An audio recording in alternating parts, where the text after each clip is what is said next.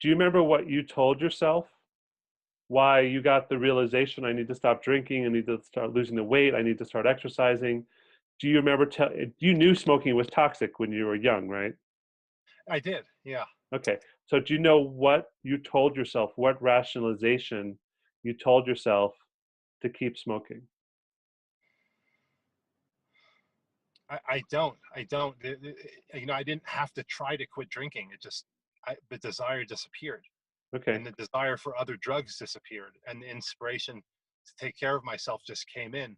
But cigarettes were just they was just neutral. They were in there like they didn't affect anything. There was no thought process about it really. Okay. Yeah, That makes sense. Okay. Great. So, and you're in your mid 30s, early 40s now? I'm 40, 41. Okay. So, for the last 27 years, you have a relationship with cigarettes. Yeah. And then what's motivating you to quit now? I'm losing my vision. I have really advanced glaucoma, and yeah, every day I wake up and I'm reminded that I don't know how much longer I have to see. Okay. So the second piece is currently, we can go back in the past, but I actually want to stay current. What do you think smoking provides for you? I know that it does nothing. On one hand, it Hmm. just creates this loop of um, stress creation, stress relief, but it also gives me something to do. It gives me something to go to when I'm bored. Hmm. Um, it's just something that's always there that I could put in my body that suppresses the emotions that I feel that come up every time I quit. I Hmm. feel these emotions come up that I don't really know how to deal with. Hmm. I don't really even know how to identify with them.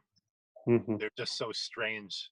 I take them. I keep thinking they probably have something to do with not feeling socially nurtured as a baby, being given up for adoption, and then the loss of my mother and never mourning that. Um, yeah, it becomes too intense. So I just to deal with those emotions. So I just smoke. Okay. Well, I think you basically said everything that I think, which is good that you know that while smoking is such an easy target to try to relieve, and maybe that's why the month smoking or the 2 weeks smoking has been so challenging, it's not that you need to address. It really is, let's just call it the black hole that you've lived with your entire life. Yeah. So I just actually want to sit for a second, and I just something said majorly challenging. Let's just sit. How do you feel when I say that? The black hole. The black hole, confronting the black hole. It's. I wish I knew how to. It feels like it won't go away. I feel like I've tried to chip at this for so much with so much energy. Okay, wait, hold And on a second. Hold on a second. So yeah, that's the masculine side of your mind. right. The fix it. How am I going to solve this math problem? Uh-huh. That wasn't my question. So I want to connect to the feminine side of your mind, the feeling side, which might be, frankly, underdeveloped or never had freedom to come out. How do you feel about the thought of confronting the black hole? It's scary. Great. I would scary to me too. Scary for everyone. And I think this is why most people stay in their addiction. The fear of loss around the effect of the addiction. For some, it's cirrhosis of the liver or bankruptcy or losing partners. Like, I don't mean to scare you, but maybe a little bit. The fear loss of that is less than the fear of confronting the motivation, the black hole. So I don't want to get to the how yet because I have many resources to help you with that. But I just want to get with the feeling of you really feeling the fear of confronting this part.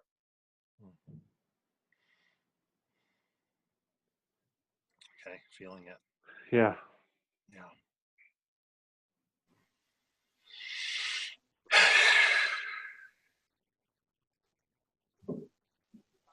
Okay.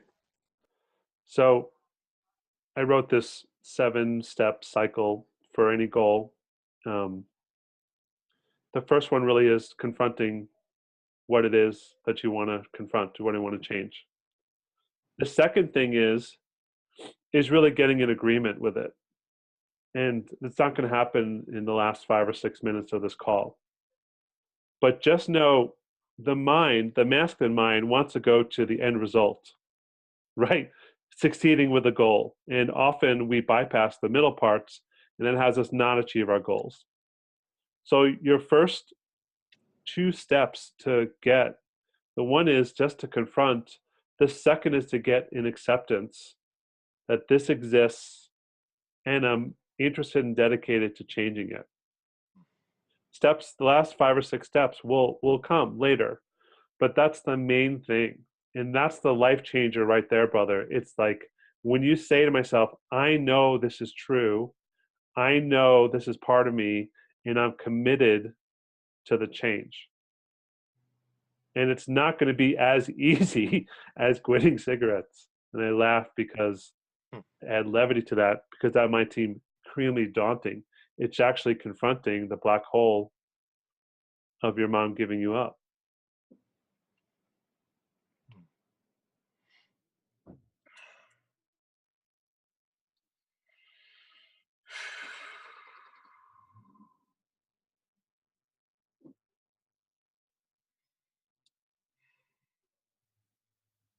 So I just want to accept that this is something I'm going to do. I'm willing to do this. I'm willing to face it and confront the black hole. Yep. And that's where you start. I want to accept it. At some point, this could become joyous Hmm. because this black hole affects you probably all aspects of your life. It probably stops you from receiving love from Anitra, from loving Anitra, from loving other family members. I don't know, like, I don't know that your circumstances, but this black hole affects everything. And so the potential for optimization and vastness and to from over here, I'm just like, oh my God, just who you could become once you confront it is mind-boggling. And you just have to sit with that tender thought, like, I'm scared, I'm nervous, I don't know if this how this is going to go, what I'm going to face, this might be a lot of work. And once you say, okay, I'm up for the journey, to me that's where life really begins.